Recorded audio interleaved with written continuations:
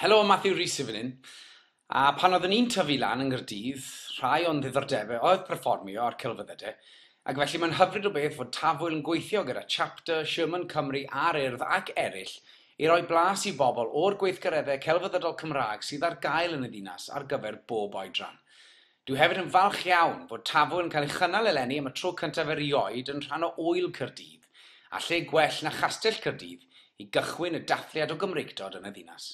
Pob lwc felly i fenter Caerdydd ac i Tafwyl gyda'r holl baratoadau.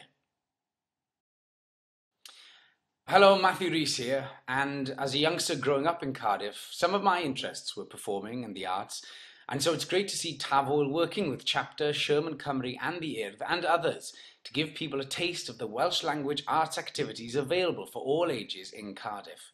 I'm also delighted that Tafwyl is being held as a part of the Cardiff Festival for the first time this year. And where better than Cardiff Castle to kick off a celebration of the Welsh language in Cardiff. Good luck to Menter Caerdydd and Tafwyl with all the preparations.